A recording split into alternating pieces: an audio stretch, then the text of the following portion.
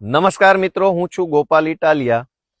આવતીકાલે આખા ગુજરાતમાં ગ્રામ સભાઓ પાછી આયોજિત થવાની છે. આવતીકાલે એટલે કે તારીખ 24 ડિસેમ્બર 2025 ના રોજ આ વર્ષની છેલ્લી ગ્રામ સભા ગુજરાતના તમામ ગામડાઓમાં થવાની છે, જેની હું તમને માહિતી આપવા આવ્યો છું.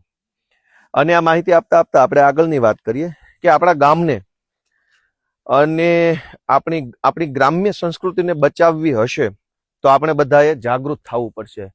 આ જુઓ, આ લીલાછમ ખેતરો, આ પહાડ ત્યાં દૂર દેખાય ગિરનાર પહાડ છે. હું વિસાવદર વિધાનસભાના એક ગામમાં છું, ગામનું નામ બોલતો નથી.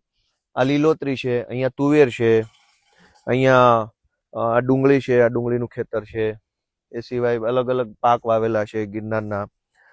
ગોદની અંદરના ગામડા છે આ બધા. અમારા વિસાવદર વિધાનસભામાં ગિરનાર પર્વતનો મોટા ભાગનો હિસ્સો આવી જાય છે. આ પણ તમે જુઓ તો આ ગિરનાર પર્વત છે, વિસાવદર વિધાનસભાનું ગામ છે. મિત્રો, આપણા ગામને, ગ્રામ્ય જીવનને અને ગ્રામ્ય સંસ્કૃતિને બચાવવી હશે તો આપણે બધાએ જાગૃત બનવું પડશે. કોઈ નેતા આવશે, કોઈ પાર્ટી આવશે, કોઈ મહાપુરુષ પેદા થશે અને આપણને બધાને સુખી કરી દેશે, એ વાત જરાક અતિશયોક્તિ ભરેલી છે. કોઈ આવવાનું નથી. આપણે પોતે જ બધાએ તૈયાર થવાનું છે. હવે આપણે જ લડાઈ લડવી પડશે. અમારી પાછળ ડુંગર દેખાય છે, આ ગિરનાર છે. અરવલ્લીના ડુંગરાઓ સરકારે ખોદવા કાઢ્યા છે.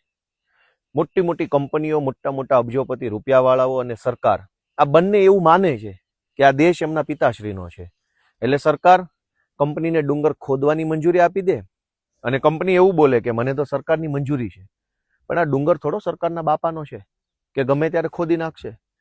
આવા અરવલ્લીનો પહાડ હોય, આ ગિરનારનો પહાડ હોય કે આવા જે કાંઈ ડુંગરાઓ, નદીઓ, જંગલ જે છે એનું રક્ષણ તો સદીઓથી માણસે કર્યું છે. દેશમાં કે દુનિયામાં જ્યારે સરકાર નામનું તત્વ જ નહોતું તે દિવસે આ ડુંગરનું રક્ષણ કોણે કર્યું? આ ડુંગર કોણે બચાવ્યો? આ ડુંગરને કોણે સાચવી રાખ્યો? માણસે, સમાજે, લોકોએ. આજ સરકારને એવું કેમ લાગે છે કે આ ડુંગર એમના પિતાશ્રીનો છે કે સરકાર મંજૂરી આપશે એટલે કંપની આવીને ખોદી નાખશે? તો મુદ્દો ડુંગરનો નથી, મુદ્દો આપણી જમીનનો છે. આ જમીનની અંદર આ સરસ મજાની ડુંગળી છે, કેટલી મોટી વિશાળ ડુંગળી છે. આ ધરતી માતા સરસ મજાનું ધાન પકવે છે. આ લીલાછમ ખેતરો, આ ડુંગરા, આ ઝાડવા, આ નદીઓ, આ ઝરણા, આબોહવા, એનો માલિક કોણ? સરકાર કે માણસ? સરકાર તો નહીં જ. કંઈક અંશે માણસ ખરો, પણ માણસ પણ નહીં. આનો માલિક ઈશ્વર છે. એટલે ઈશ્વરે બનાવેલી દુનિયાને, એની સુંદરતાને સાચવી રાખવી હોય તો આપણા બધાની હૈયારી જવાબદારી છે. એની જવાબદારી નિભાવવાનો સમય એટલે ગ્રામ સભા. આવતીકાલે 24 તારીખે આખા ગુજરાતમાં ગ્રામ સભાઓ છે. અનેક ગામના ગ્રામ સભાઓની માહિતી પણ ગામના લોકોને આપવામાં નથી આવતી. ક્યાંક ગામના રાજકીય આગેવાનો, ચૂંટાયેલા વ્યક્તિઓ, ક્યાંક ગામના સરકારી અધિકારીઓ, આ બધા લોકોને અંધારામાં રાખીને અલગ મલકના નિર્ણયો લખી નાખે છે. પણ ગામના લોકોને એવું કેમ નથી લાગતું, અને ખાસ કરીને યુવાનોને એવું કેમ નથી લાગતું કે એમણે ગ્રામ સભામાં જવું જોઈએ, ગ્રામ સભામાં હાજરી આપવી જોઈએ અને જે કાંઈ ગામના પ્રશ્નો છે, ગામના પાણીના, સિંચાઈના, વીજળીના, પંચાયત ભવનના, ગામના આંગણવાડીના, ગામના રોડ, કોઈ બી પ્રશ્ન હોય, એક વખત પ્રશ્ન રજૂ કરવો એ તો અધિકાર છે બધાનો.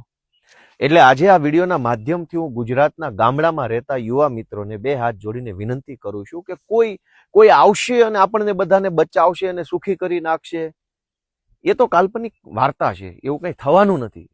આપણું ભલું કરવું હશે તો આપણે બધાએ જાગવું પડશે અને જાગ્યા પછી બોલવું પડશે. ક્યાં જઈને બોલવાનું છે? જ્યાં જરૂર પડે ત્યાં જઈને બોલવાનું છે. આવતીકાલે ગુજરાતના તમામ ગામડાની ગ્રામ સભા છે. હું દરેક ગામના યુવાનોને વિનંતી કરું છું કે બોલો, અવાજ ઉઠાવો. નથી બોલ્યા એનું પરિણામ તો ભોગવી જ રહ્યા છીએ. બોલીને જોઈ લઈએ એક વખત કે બોલ્યા પછી પરિણામ શું આવે છે.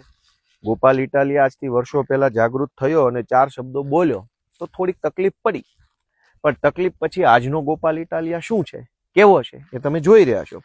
અને એટલે મારી બધાને વિનંતી છે કે આ ખેતર, આ ખેતી, આ જમીન, આ પ્રકૃતિ બધું જ બચાવવું હશે, આ સમાજને સુખી રાખવો હશે તો બોલવું તો પડશે, અવાજ ઉઠાવવો પડશે. અને અવાજ ઉઠાવવા માટે આવતીકાલે ગ્રામ સભાનું આયોજન ગુજરાતની સરકારે ગોઠવું છે. એમાં જાઓ બધા. તમારા ગામની પંચાયતે સવારના 9:30 વાગ્યાથી સાંજના 5:30 સુધી ગોઠવાઈ જાઓ.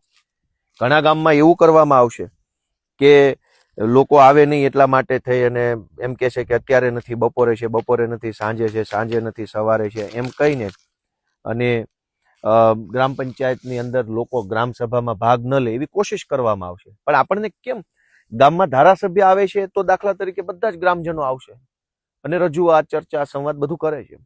પણ મિત્રો, આપણું ભલું કરવાની, આપણું સારું કરવાની, આપણો વિકાસ કરવાની, આપણને પોતાને સુખી અને સંપન્ન બનાવવાની જવાબદારી આપણી પોતાની છે. આપણે જાગૃત બનવું જોઈએ. આ સરસ મજાની કેવડી મોટી ડુંગળી છે. મેં તો ખાલી એક સેમ્પલ માટે અમારા ખેડૂત આગેવાન છે, આ જેનું ખેતર છે, અમારા વિસાવદર પંથકના જ છે, એમની મંજૂરી અગાઉ લીધેલી વિડીયો ચાલુ કરતા પહેલા એકાદી ડુંગળી હું અમારા બધા કાર્યકર્તાને બતાવવા કાઢીશ કે જો આ ગિરનારની ગોદમાં અમારે પ્રાકૃતિક ખેતી થાય છે, એ રસાયણ મુક્ત, ઝેર મુક્ત, ઘોંઘાટ મુક્ત, પ્રદૂષણ મુક્ત જીવન જીવે છે અહીંના લોકો. આ અમારું જો આ ઘર બતાવો અમારા આગેવાનને, શાંતિથી જીવવાનું ગિરનારની તળેટીમાં અને સારું જીવન જીવવાનું. આવા માણસોને ઉજાડી નાખવાથી સરકારને શું મળે છે?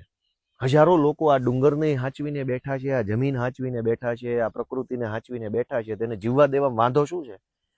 એટલે મારી ગુજરાતભરના સૌ લોકોને નમ્ર નિવેદન છે કે જાગો. આવતીકાલે 24 તારીખે ડિસેમ્બર મહિનો 2025 સવારે 9:30 થી લઈ સાંજ સુધી તમારા ગામની ગ્રામ પંચાયતની ગ્રામ સભામાં હાજરી આપો. સ્ત્રીઓ, પુરુષો, બાળકો, મજૂરો, માલિકો બધા જ જવું જોઈએ ગામની પંચાયતમાં. અવાજ ઉઠાવો, બોલો. તમે નહીં બોલો તો ગામની અંદર જ રહેલા 5-4 ભાજપના માણસો, 4-5 એવા જે કાંઈ હશે વ્યક્તિઓ, એ આખું ગામ લૂંટી લેશે.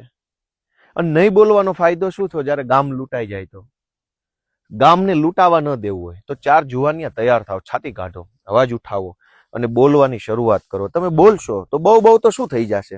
આપણને એ ડર બતાવવામાં આવે છે કે તમે બોલશો તો આમ થઈ જશે ને તેમ થઈ જશે.